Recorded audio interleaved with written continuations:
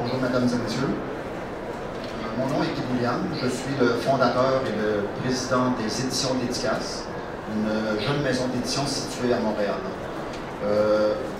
On était réunis ce matin justement pour parler du numérique et de ce que le numérique peut apporter ou peut même enlever peut-être dans le domaine de l'édition. Moi, en tant qu'éditeur, en 2009, j'ai décidé de créer les éditions Dédicace avec toutes mes expériences passées. Je suis dans le domaine depuis 30 ans. Dès le départ, j'ai voulu créer une maison d'édition axée beaucoup sur la modernité, sur les nouvelles technologies. Donc, chez nous, on n'abandonne pas le papier. À mon point de vue personnel, le papier va toujours rester vivant. Les gens adorent tenir des livres papier. On ne peut pas leur enlever ça. C'est un objet sentimental pour le lecteur. Mais j'ai aussi, à côté du papier, j'ai eu la conscience dès le départ de créer la version numérique de chacun de nos livres papier. L'important là-dedans pour nous, c'est de s'ouvrir le plus possible, comme je vous disais, aux nouvelles technologies, mais aussi de démocratiser le marché. Au niveau des prix, souvent, à l'heure actuelle, je pourrais dire que ça dépend des éditeurs. Nous, notre point de vue, c'est qu'il faut que le livre numérique coûte moins cher que le livre papier, étant donné qu'il y a une coupure dans les processus. On n'a pas d'impression à faire ou de distribution comme telle. Donc, nous, aux éditions Dédicace, on vend toujours nos livres numériques à la moitié prix du livre papier. Et les auteurs touchent des droits d'auteur très intéressants sur les montants recueillis. Donc, aujourd'hui, j'ai réuni autour de moi des professionnels de l'édition, des professionnels du milieu littéraire, chacun dans leur spécialité, vont nous parler, vont nous donner leur point de vue sur le domaine, sur l'ère du numérique versus le monde de l'édition. Donc, je vais chacun leur donner la parole à tour de rôle. Ils vont se présenter à vous. Ils vont vous expliquer qu'est-ce qu'ils font comme métier ou comme profession. Et ensuite, nous allons enclencher une discussion autour du numérique. Donc, je vais commencer par M. Denis Martin-Chabot, journaliste à Radio-Canada et aussi auteur de romans publiés aux éditions Dédicace. M. Chabot. Alors, bonjour tout le monde. Merci d'être venu. Merci, Guy, de m'avoir invité. D'abord, j'aimerais faire une petite... ceux d'entre vous qui avaient lu la présentation qu'il y avait dans le guide ici, j'aimerais quand même juste corriger quelque chose là-dedans. C'est le journaliste, je peux pas m'en empêcher. D'abord, je dois dire que c'est dommage. Je pense que peut-être par manque d'espace ou peut-être dans la hâte d'écrire l'article, ma pensée a été un peu escamotée. Alors, je veux juste vous dire que je ne crois pas que la démocratisation de la publication a multiplié les livres bancals et que les petits éditeurs auraient abaissé la barre de qualité. Alors, si vous vouliez pour me discuter là-dessus, j'ai pas dit ça. Alors, je vais maintenant faire partie du club des messieurs. Alors, Denis Martin-Chabot, je suis dans plusieurs, me prononce plus comme journaliste à Radio-Canada, mais j'ai aussi le plaisir d'écrire et publier des romans. Et je vais vous en montrer un, parce que puisqu'on est en édition numérique, je ne vous apporterai pas la version papier, c'est la version numérique de mon roman, de mon premier. Il y en a deux qui ont été publiés chez Dédicace. Quand Guy m'a parlé des défis du numérique, moi j'ai beaucoup aimé ça comme sujet. Et je vais faire une liste très rapide, parce que je vais laisser la parole aux autres, on pourra en discuter après, mais je vais faire une liste très rapide des bons et des mauvais côtés du livre numérique. Le bon côté, c'est extraordinaire, le livre est disponible partout sur la planète. On peut le télécharger n'importe où, du moment que vous avez le Wi-Fi ou vous avez un 3G ou un LTE, ça peut se télécharger. Dans mon cas, j'écris des romans qui ont une thématique gay ou LGBT, et dans plusieurs pays du monde, on ne veut pas vraiment aller en librairie pour demander un livre papier qui parle d'homosexualité. Ça peut être très dangereux. Je pense à ses amis russes ou peut-être en Ouganda. Alors c'est très discret. Ça me permet de rejoindre des lecteurs qui autrement ne pourraient pas lire ce que j'écris. Au niveau du coût, moi, c'est là que je trouve ça vraiment intéressant. Un livre papier comme le mien peut coûter environ une vingtaine de dollars. On peut l'acheter à 10 dollars. Ça le rend plus abordable, d'une part. Donc, je trouve que c'est plus démocratique pour ceux qui ont moins les moyens de s'acheter des livres. C'est très personnel ce que je dis. Moi, je trouve que la lecture est facile. En vieillissant, vous voyez, j'ai besoin de lunettes pour lire, mais dans ma tablette électronique, je peux agrandir la police de caractère, ce qui me rend la vie beaucoup plus facile. Le livre peut être révisable. Là, je vous dis ça sous toute réserve, ça dépend des éditeurs, ça dépend des processus, mais on peut parfois réviser un livre et la personne qui a le livre, moi ça m'est arrivé, j'avais un livre, j'avais téléchargé, il a été révisé et il s'est retéléchargé tout simplement par iTunes dans ma tablette. Bientôt, on va aussi voir le livre interactif. J'ai aucune idée de ce que ça peut comporter. Moi, je suis un vieux de la vieille, j'écris, les gens lisent, mais de plus en plus, on pense que les gens vont écrire et ceux qui vont lire vont suggérer des choses. Il y aura donc une interaction. J'ai hâte de voir comment ça va se faire, mais on n'est pas rendu là encore. Je ne comprends pas le processus, mais il y a des jeunes gens ici qui pourront peut-être nous le dire. Et si vous perdez votre tablette électronique, vous ne perdez pas vos livres. Ils sont soit dans votre ordinateur ou dans mon cas, moi je les garde sur iCloud et je peux rechercher mes livres. J'en ai quand même plus de 500 là-dedans. Et ça, c'est les bons côtés. Les mauvais côtés, ou les défis, si vous me permettez, je vais prendre le langage politically correct, c'est que comment on peut trouver mon livre? Il y a des millions de livres disponibles maintenant en ligne. Alors, comment on va trouver mon livre et comment mon livre va trouver son lecteur? Ça, c'est le défi. Et pour l'auteur, ça veut dire beaucoup plus de travail aussi, et pour l'éditeur, beaucoup plus de travail au niveau de la mise en marché, au niveau de la promotion. Et moi, je passe beaucoup de temps pour en reparler sur les réseaux sociaux pour faire la promotion de mes livres, parce que je crois que c'est une bonne façon de le faire. Mais peut-être que je vais apprendre ici s'il y a d'autres façons aussi de promouvoir son livre. Et je reviens donc au danger dont faisait mention Mathieu Perrault dans son article ici dans le guide. En fait, les dangers de l'édition en numérique, évidemment, quand on ne fait pas, il y a beaucoup de maisons d'édition qui ne font peut-être pas toujours le suivi avec les auteurs. Alors, il faut être très vigilant là-dessus. Il faut, si la maison d'édition ne le fait pas, il faut le faire. Parce que oui, on va trouver des livres qui vont avoir peut-être des erreurs, qui n'étaient pas prêts à être publiés, qui se retrouvent en ligne. Et en fait, je vais même très loin. On peut publier maintenant grâce à Amazon soi-même, on peut se publier. Mais là, il faut vraiment, c'est là où le danger existe, parce qu'un livre doit quand même avoir un certain filet, il doit y avoir une certaine révision. Et deux petits points que je trouve aussi important, comme auteur, mes droits d'auteur, je pense que, bon, on peut toujours photocopier un livre, maintenant on peut le copier, il y a plusieurs façons d'empêcher ça, mais les gens passent au-dessus de ça. Alors comment on s'assure aussi qu'il n'y aura pas de copie illégale de ces livres et que les droits d'auteur soient respectés? Puis enfin, ça c'est mon petit clin d'œil, il n'y a plus moyen de faire dédicacer ces livres maintenant. Nous allons maintenant donner la parole à M. Dominique Lemieux, qui est directeur général des librairies indépendantes du Québec. M. Lemieux va nous donner justement son opinion du numérique, mais vis-à-vis les librairies, vis-à-vis des libraires. Donc, M. Lemieux. Merci. Donc, bonjour à tous. En effet, je suis Dominique Lemieux. Je dirige la coopérative des librairies indépendantes.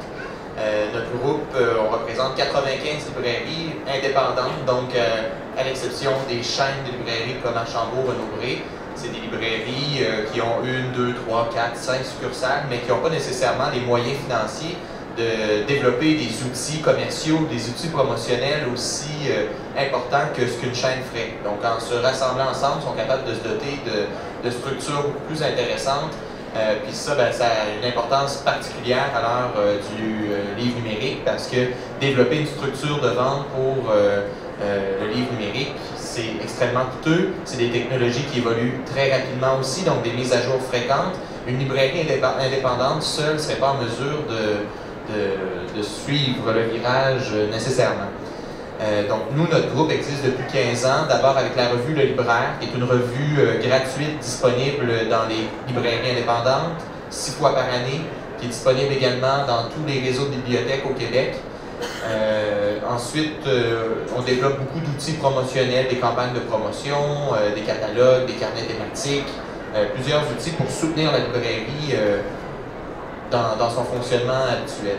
Puis, depuis l'émergence de la vente en ligne, depuis l'émergence du livre numérique, ben les LIC, les librairies indépendantes, sont très actives sur ce créneau-là. On a été parmi les premiers avec Archambault à faire la vente de livres numériques au Québec, avec un site qui s'appelle livrequébécois.com.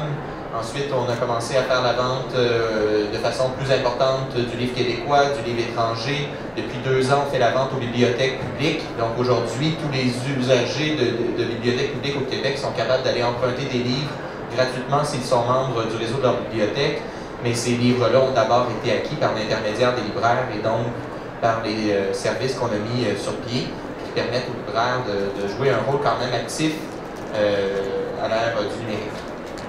Dans les dernières semaines, il y a eu un changement quand même important chez nous parce qu'il y a eu une nouvelle image de marque qui a été lancée, ça s'appelle Les Libraires. Jusqu'à maintenant, il y avait plusieurs appellations, hein, les librairies indépendantes du Québec, qui représentent 95 librairies qui ont chacun un nom. Si on pense ici à Montréal, la librairie Pauline, la librairie Maison d'éducation, la librairie Monet, la librairie de Verdun. Ensuite, on avait la revue Le Libraire, le site livrequébécois.com, le site Rue des Libraires, un catalogue qui s'appelait Le Petit Libraire. Donc, il y avait beaucoup de confusion un peu dans ce message-là qui a été recentré vraiment sur l'image de marque des libraires. Donc, la revue Les Libraires, le site leslibraires.ca, les catalogues Les Libraires. Puis, il y a une campagne de publicité aussi que vous pouvez voir actuellement sur les ondes de RTV, RDI. Donc, c'est ça. Pour le numérique, évidemment, pour la librairie, le livre numérique représente un défi certain. On le voit, on compétitionne plus seulement contre des chaînes, on compétitionne plus seulement contre des grandes surfaces de proximité, on compétitionne contre des multinationales qui ont des moyens financiers illimités pour leur promotion, puis qui ont des moyens illimités pour le développement d'infrastructures techniques. Puis, le défi pour les libraires indépendants, c'est évidemment de faire connaître leur offre de service, de faire connaître au grand public la possibilité d'acheter des livres sur leur interface. Puis ça, c'est un défi quotidien pour nous.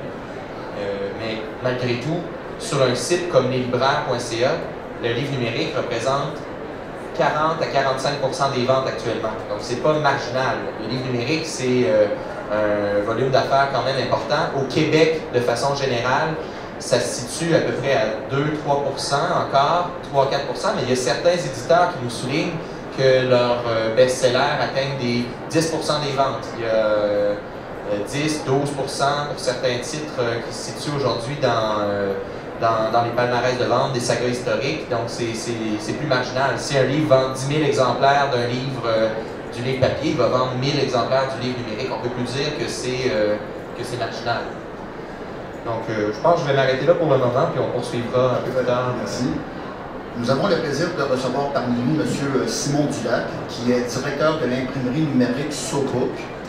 L'imprimerie SoBook s'est spécialisée dans le numérique, c'est-à-dire l'impression à la demande. C'est une entreprise qui existe depuis plusieurs années en France, à Roubaix.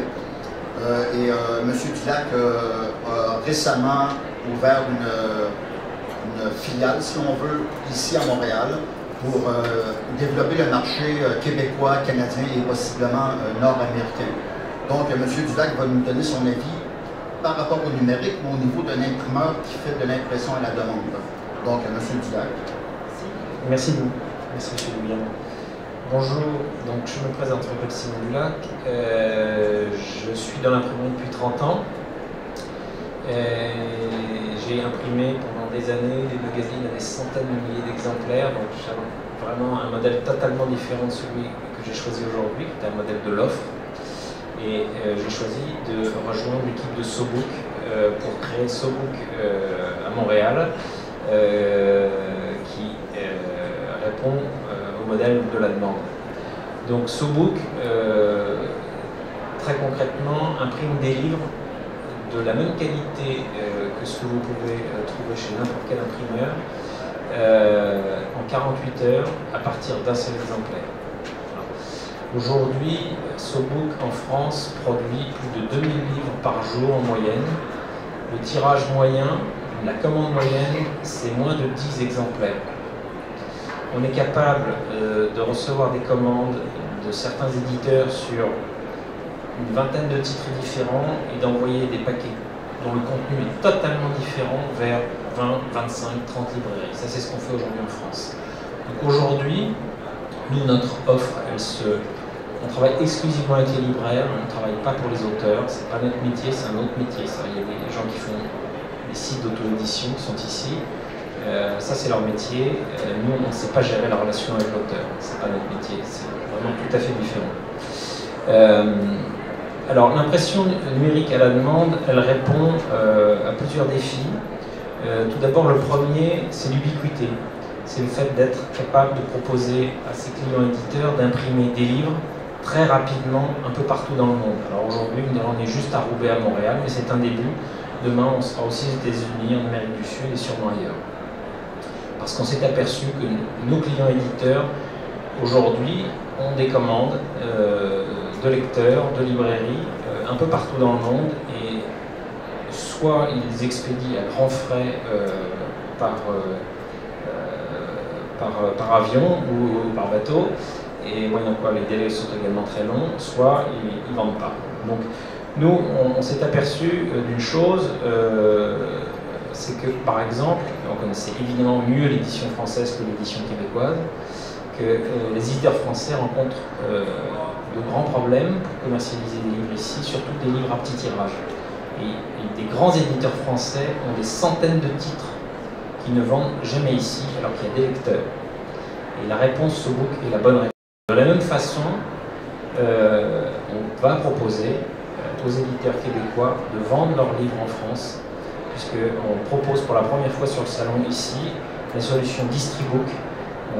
On embarque nous dans notre offre qui permettra, donc elle ne s'adresse que à la France, celle-là, mais qui permettra aux éditeurs québécois de ne pas avoir de stock en France, de ne pas avoir de frais de transport, de ne prendre aucun risque donc, financier et de produire à la demande les livres qui seront commandés par les libraires français. Donc SoBook est l'ami des éditeurs, SoBook est aussi l'ami des libraires. Moi je suis persuadé que le livre restera le support de lecture favori des lecteurs. Parce que c'est inscrit dans notre culture, parce que le livre présente énormément d'avantages. J'avais un client qui, de façon très amusante, me disait il y a 2 ou 3 ans, écoutez, si on utilisait Internet depuis 3 siècles et qu'on découvrait aujourd'hui, l'imprimerie et le papier, on trouverait que c'est absolument génial. Donc, l'impression à la demande permettra aux éditeurs de développer leur vente, de gagner du temps aussi, parce que aussi grâce aux outils Internet aujourd'hui, une commande chez nous, ça prend 30 secondes, de simplifier évidemment le travail de l'éditeur, et puis évidemment de réaliser des économies, parce qu'il n'y a plus de stock, il n'y a plus d'invendu. Un dernier mot peut-être, si encore 1 minute. Certainement. Merci. Donc moi je pense qu'aujourd'hui l'édition est confrontée à un monde qui change beaucoup et très vite. Le nombre des titres augmente sans cesse, le cycle de vie des livres se raccourcit, la mise à jour des savoirs est extrêmement rapide, donc suppose des mises à jour des contenus. Le contenu est de plus en plus lié à l'actualité aussi. Le marketing demande aussi de plus en plus souvent d'adapter les couvertures à la mode, au marché, peut-être un jour même aux régions.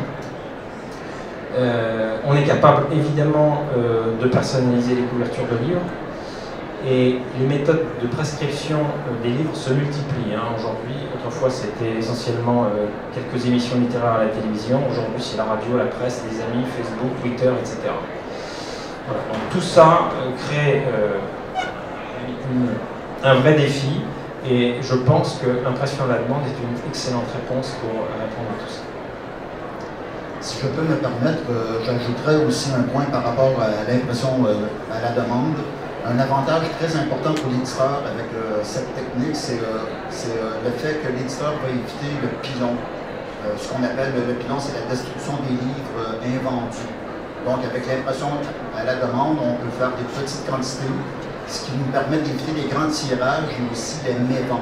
Donc, ça, c'est un avantage très important pour nous, éditeurs. Maintenant, je vais donner la parole à M. Didier Calvet, qui est président fondateur de l'Association pour la création littéraire chez les jeunes. M. Calvet travaille beaucoup avec les pays africains pour développer la littérature auprès des jeunes de ce pays. Donc, M. Calvet, à vous la parole. Oui, je vous remercie, M. Bouliane, de m'avoir invité. Et je trouve que ce panel est particulièrement intéressant. D'un côté, un auteur, ensuite, un groupe de libraires indépendants, un fabricant de livres, très spécial, et l'Association pour la création littéraire chez les jeunes, qui nous faisons la promotion de la qualité de la langue française à travers le monde. Et comme le disait M. Bouliane, qui répond, ce sont essentiellement les pays non francophones. Paradoxal, la Roumanie, l'Inde, dernièrement l'Argentine et une quinzaine de pays africains. C'est assez spécial. Je voudrais parler, si vous voulez, d'une part de l'expérience que nous avons, mais aussi peut-être du devenir peut-être non seulement de l'édition, mais aussi du numérique, qui à mon avis est très prometteur. Va-t-elle à contresens avec justement l'imprimé, proprement dit? Je ne le crois pas non plus. Et je voudrais essayer, si vous voulez, de faire un peu le pont entre justement le numérique et l'édition physique, grâce justement à ce que nous faisons dans le cadre, en particulier des pays en voie de développement. Comment procédons-nous? On croit beaucoup au hasard, et par hasard, le hasard est bien grand bien sûr, mais je crois que le hasard fait bien les choses. Ce sont des pays africains essentiellement qui nous rejoignent, des collaborateurs. Nous appelons toutes ces personnes qui nous rejoignent des collaborateurs. Donc il n'y a pas, si vous voulez, de hiérarchie là, dans le travail que nous faisons. Nous travaillons ensemble pour essayer, avec ces gens-là, de faire en sorte que ces jeunes, à travers le monde, s'intéressent à la qualité de leur langue de communication. Bien sûr, nous faisons la promotion de la langue française parce que, bon, honnêtement, j'avoue qu'en dehors du français, je ne connais pas d'autres langues. Et c'est peut-être pour ça que je travaille essentiellement dans cette direction-là. Mais donc, ce que nous faisons, c'est que nous offrons à ces collaborateurs qu'ils nous envoient des textes qui ont été écrits par des jeunes au travers de projets porteurs. J'entends par projet porteur, si vous voulez, des projets qui ont du sens pour les jeunes. Des projets qui font que ces jeunes, d'une part, ont envie d'écrire, mais ensuite, ils ont envie surtout de lire ce qu'ils ont déjà écrit, ce que d'autres ont écrit, ce que d'autres, dans d'autres pays, ont écrit, mais qui correspondent à leur intérêt. Nous avons par exemple une banque de ressources écologiques créée par les jeunes, qui donc est écrite par les jeunes et que, évidemment, nous arrangeons un petit peu pour que ce soit un peu plus beau, mais qui en réalité sont les œuvres des jeunes. Nous avons beaucoup de contes qui sont créés en Afrique, et vous savez que l'Afrique est très riche justement dans le domaine de tout ce qui est culture locale et écriture faisant partie de leur histoire, et ils écrivent des contes absolument extraordinaires. Donc nous recueillons tout cela. Nous avons aussi ce que nous appelons le Festival francophone de la poésie des jeunes. Des jeunes qui écrivent à travers le monde des poèmes, excusez-moi, qui ensuite sont mis sur notre site internet avec des illustrations. Et je voudrais citer aussi le fait que les illustrations dans tous ces contes, dans toutes ces productions de jeunes sont très importantes. Donc ce sont des illustrations que les jeunes font directement à partir de leurs propres contes ou alors à partir de contes qui ont été écrits par d'autres à travers le monde. Donc vous voyez que le numérique ensuite rapatrie d'une certaine façon tout ça, permet de créer des petits textes sous forme de livrets qui sont imprimables localement. Nous essayons de plus en plus de faire en sorte que les pays les moins nantis puissent avoir une forme de littérature créée par les jeunes, qu'ils puissent imprimer et à partir desquels ils puissent faire des petites librairies. Donc vous voyez qu'on rejoint à la fois le numérique et l'imprimé au travers de ce type d'activité. Et vraiment, il y a un engouement extraordinaire. Nous sommes passés, par exemple, au niveau de la publication de notre bulletin que vous pourrez retrouver à www.projetjeunesse.org. Il y a 10 ans, nous avions 200 abonnés et aujourd'hui, nous en avons 7000. Donc nous envoyons mensuellement, si vous voulez, une information relative à tous ces projets par ce bulletin et nous recevons ensuite, par hasard, toutes sortes de demandes de personnes, d'organismes qui travaillent à travers le monde. Comme je vous le disais, l'Inde même nous envoie des productions. Alors, pourquoi nous faisons cela? Nous faisons cela avant tout pour faire en sorte que les jeunes, on pourrait dire, s'investissent dans l'écriture. S'investissent dans l'écriture parce que justement dans ces pays en voie de développement en particulier, ils se rendent compte, ces collaborateurs, mais en même temps et surtout les jeunes, que c'est une porte extraordinaire pour eux. C'est une porte qui va leur permettre enfin peut-être d'accéder à l'école, d'accéder à une scolarité plus évoluée, plus élevée, qui va leur permettre ensuite d'accéder à un métier. Et on le sait, c'est une porte de salut pour eux assez extraordinaire. Donc le numérique, nous le rejoignons et d'une façon très importante par ce contact direct avec toutes sortes de populations, mais en plus, je voudrais vous situer, si vous voulez, un projet qui est un rêve. Pourquoi justement n'y aurait-il pas sur un bourricot, vous savez, un petit âne, un monsieur ou une dame qui se promènerait avec 10, 15, 20 tablettes justement des éditions dédicaces pour offrir à des jeunes de lire à partir d'une petite valise ou même d'un petit sac qui serait ballotté comme ça sur le bourricot un peu partout dans les pays africains. Merci, M. Calvet. Une grande question se pose maintenant. Plusieurs éditeurs, plusieurs auteurs et même certains lecteurs s'inquiètent beaucoup de la disparition du livre papier. Donc, j'aimerais poser la question à mes panélistes, avoir leur opinion. Est-ce que le livre numérique peut contribuer à la disparition du livre papier? Je ne sais pas s'il y a quelqu'un d'entre vous qui aimerait répondre. Moi, je vais répondre assez rapidement à ça. Rappelez-vous que ça voulait dire que le CD était pour faire disparaître le disque vinyle et puis les téléchargements sur l'iPod et tout ça étaient pour faire disparaître les CD. Je ne sais pas si vous savez, il y a des magasins maintenant qui se spécialisent à nouveau dans le disque vinyle. Moi, personnellement, je le dis, je lis la plupart de mes livres en numérique, mais le support papier va toujours exister. Il y a des gens qui aiment ça. Il y a certains livres que j'aime en version papier. Je le disais tout à l'heure que j'adore la bande dessinée et je m'excuse, mais il n'y a pas une tablette électronique qui va me donner ce que j'aime en version électronique. Alors, je pense qu'il y aura toujours de la place pour le livre papier. Et il y a maintenant une plus grande diversité de l'offre grâce au numérique. Je suis d'accord que pour le livre papier, je pense pas que c'est un enjeu la disparition du livre papier. Je pense qu'il y a, comme vous disiez, qu'il va toujours y avoir une place pour ce format-là, qui a une utilité dans des moments bien précis. À titre d'exemple, un ami racontait récemment que il y a 2 ans, il était allé pendant les vacances estivales sur la plage dans le sud-est américain. Il y a 2 ans, tout le monde avait une liseuse ou une tablette entre les mains pour lire leur livre. Il est retourné cette année, puis c'était le retour du livre de poche d'une certaine façon. Parce qu'il avait vu qu'avoir une tablette sur la plage, avoir du sable qui rentre dans la machine, ou avec les reflets de lumière sur la tablette, puis c'est un peu plus difficile à lire, c'était pas nécessairement l'outil idéal pour ça. Puis le livre de poche est donc revenu en force cette année. Donc il y a des moments où le livre papier va demeurer encore plus pertinent que le livre numérique, puis il y a d'autres moments où le livre numérique va occuper une place prépondérante. Dans les déplacements, on le voit tous et toutes quand on prend les déplacements en avion ou en transport en commun, de plus en plus on voit des tablettes, des liseuses parce que c'est pratique de le faire. Il y a certains domaines d'activité où on commence à voir certains livres exclusivement numériques. C'est le cas dans certaines maisons d'édition, des presses universitaires. Je pense ici à la maison d'édition québécoise Septentrion qui a fait 1 ou 2 livres exclusivement en version numérique. Donc c'est sûr qu'il va y avoir certains livres qui vont se prêter davantage à ce format-là.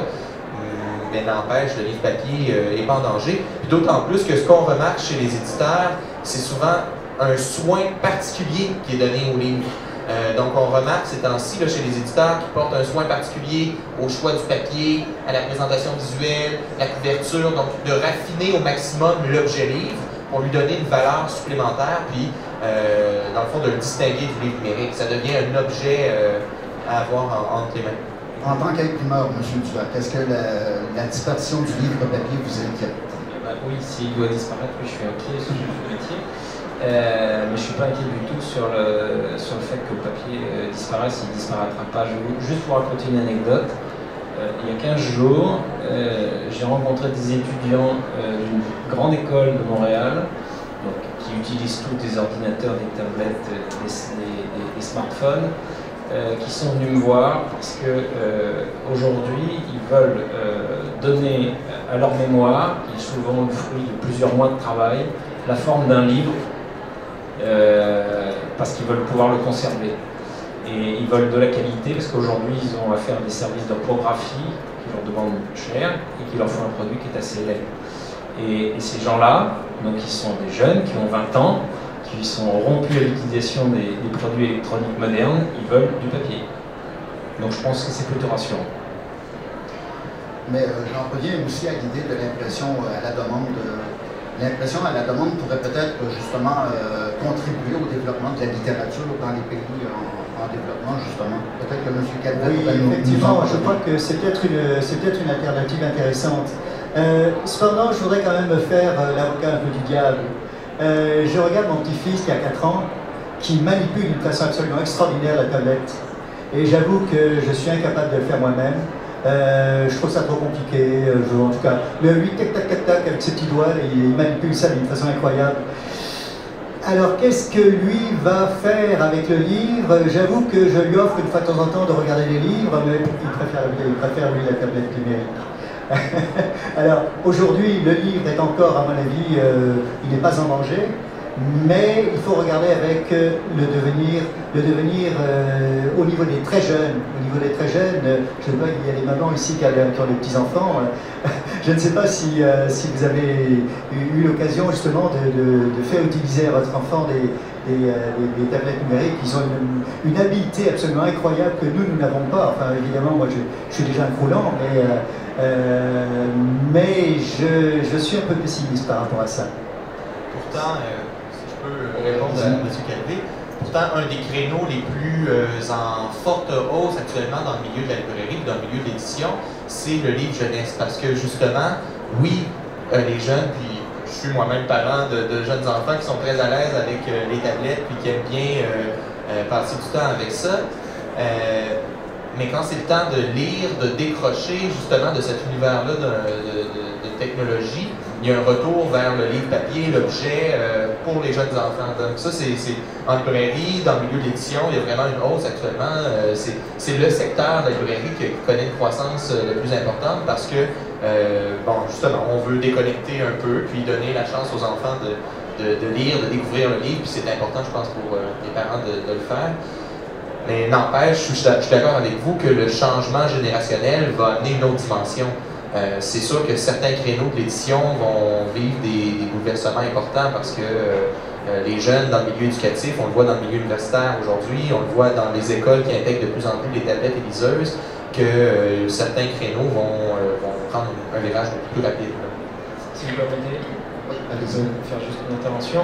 Moi, je suis complètement d'accord avec ce que vous dites. Je pense que tout est une question d'offre. Le livre n'a pas été concurrent jusqu'à il y a 3 ou 4 ans, l'arrivée des premières tablettes. Et le livre aujourd'hui a du mal à accepter qu'il a un concurrent. Mais si on regarde d'autres secteurs, comme par exemple le cinéma, il y a 50 ans, on regardait des films uniquement dans des salles de cinéma. Aujourd'hui, on les regarde sur des tablettes, on les regarde sur sa télévision évidemment depuis longtemps, on regarde sur son ordinateur. Et regardez l'offre des cinémas, et je ne crois pas que les salles de cinéma se portent mal. Je pense que depuis 10 ans, au contraire, la fréquentation des salles a augmenté. Pourquoi? Parce qu'on a revu complètement l'offre, parce qu'on a proposé des multiplex, parce qu'on a fait des films à grand spectacle, et les spectateurs sont présents. Donc je pense que si on fait des bons livres, et si on est capable d'imprimer des livres rapidement, et là où sont les lecteurs, on continuera à vendre des livres. Monsieur Chabot, peut-être? Je ne peux pas citer de chiffres parce que je n'ai pas ça en tête, mais il y a quand même une réalité, c'est que oui, le domaine du livre a de la difficulté, il y a des libraires qui ferment leurs portes, le livre papier se vend moins, c'est un phénomène mondial, il faut quand même se rendre compte de ça.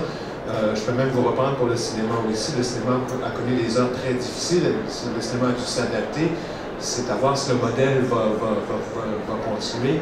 Mais cela dit, on est dans un grand changement technologique. Je le vis moi-même dans mon travail où maintenant, on doit écrire des reportages, je fais la blague, à 140 caractères pour fitter dans le petit Twitter. Alors, je pense qu'on vit, il y a quand même un changement, c'est comment on va s'adapter à ce changement-là. Mais effectivement, moi, je pense que le monde de l'édition est à la croisée des chemins et vous faites partie de la réponse. Le fait maintenant qu'on publie de plus en plus à la demande, ce qui est beaucoup plus écologique, ça n'a pas de bon sens d'imprimer 1000 exemplaires d'un livre et d'en pilonner 500. C'est inacceptable, on ne devrait plus faire ça de nos jours. Peut-être que, oui, monsieur. Moi, je crois qu'il y a deux vecteurs importants, effectivement. C'est, d'une part, fondamentalement, l'adaptation de l'édition par rapport au problème actuel de la venue justement de toute l'électronique. Et par rapport à ça, il y a effectivement ces deux vecteurs. L'un, la qualité de l'image, la qualité du livre proprement dit, que le livre devienne vraiment un véhicule de communication porteur qui intéresse le public et qui à ce moment-là est forcément continue, je peux dire sa poursuite. Ensuite, je crois que l'adaptation à la rapidité pour pouvoir produire un livre, ça aussi c'est un facteur très important et évidemment éviter le pilonnage, ça fait partie, je pourrais dire, des choses importantes.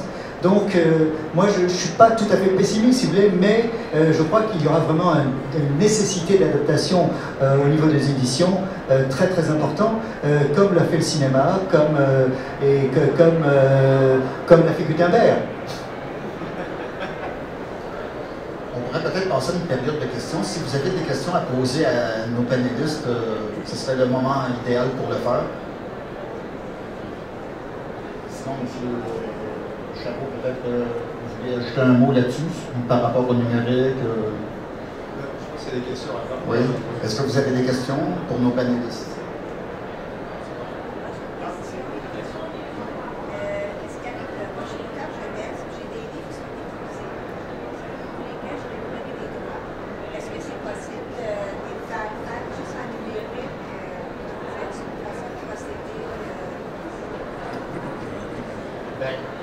Là, vous avez les droits, c'est vous qui avez les droits.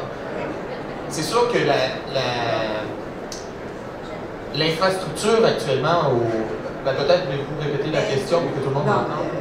Le problème que je pose, c'est que moi, je suis une auteure jeunesse, j'ai des livres qui sont épuisés, pour lesquels j'ai récupéré les droits, et je voudrais, dans un monde idéal, les faire sous numérique. Je me demandais, est-ce qu'il y a une façon de procéder, est-ce que ça se fait? Bon, c'est la question que je pose. Il y a toujours l'auto-édition. Si vous avez récupéré vos droits, vous avez tous les droits justement de rééditer vos œuvres, soit même au format papier ou au format numérique. Il y a l'auto-édition, sinon il faut frapper aux portes des maisons d'édition. Exactement. Puis le défi après ça, c'est que oui, vous, avec les droits que vous avez, avec vos livres, vous pourriez vous tourner vers des boîtes ou vers des connaissances qui sont capables de transformer votre livre en format EPUB ou en format PDF, donc de le rendre accessible en format numérique. Ça, somme toute, c'est assez simple. Ensuite, le défi pour vous, c'est de comment le rendre disponible sur les sites de vente, comment le diffuser, le faire connaître, le faire vivre, ce livre-là. Parce que la transformation en tant que telle est très simple. Ensuite, c'est un travail de diffusion. Puis, actuellement, par exemple, chez nous, chez Archambault, chez Renaud-Bré, les chaînes qui vendent du livre numérique, il y a une infrastructure quand même assez complexe qui a été mise sur pied. Nous, on a encore des distributeurs de livres numériques. Donc, le compte d'auteur, pour nous, c'est difficile à gérer parce qu'on n'a pas une infrastructure, un serveur qui nous permet d'entreposer les livres, de faire le suivi de la vente auprès de la clientèle. On passe par des distributeurs. Donc, quand le client vient sur un site comme un autre, il passe sa commande, on envoie une requête chez le distributeur qui nous envoie le fichier électronique qu'on donne aux clients. Ça se passe en quelques secondes, c'est transparent, mais le livre n'est jamais chez nous. Donc un livre comme le vôtre, on ne serait pas capable de l'offrir au grand public aujourd'hui. Il faudrait passer par un agrégateur. Il faut faire affaire, entre autres, avec l'entrepôt numérique, qui est une entreprise québécoise qui fait justement ce genre de procédé. Absolument. Donc c'est quand même une procédure assez complexe, mais espérons qu'elle va se simplifier et s'assouplir aussi cette structure-là pour vous permettre à vous et à d'autres d'offrir leurs livres au plus grand nombre de gens possible. Madame a soulevé, je pense, un point qui est très très important. En tant que justement écrivain, je suis passé par là et j'ai eu beaucoup de difficultés. C'est lorsque vous faites éditer et que vous êtes accepté justement par un éditeur, surtout lisez, relisez, relisez votre contrat, parce que vous risquez d'être coincé, vous risquez d'avoir une exclusivité et puis vous êtes foutu. Est-ce qu'il y aurait d'autres questions? Oui, monsieur. Bonjour. Moi, je suis universitaire et une constatation que j'ai faite, c'est une sous-utilisation marquée des ouvrages papier qu'on a l'obligation d'acheter pendant nos cours. Donc, pour prendre un exemple simple, actuellement, je suis en train de suivre un cours de mathématiques pour lequel il fallait acheter 2 ouvrages d'environ 350 à 400 pages chacun. Et puis, pour chacun d'entre eux, on utilise approximativement 33% des chapitres, un tiers à peu près. Et la matière théorique qui est fournie à l'intérieur ne correspond pas exactement au plan de cours, ce qui fait qu'au final, il est utilisé principalement pour les exercices.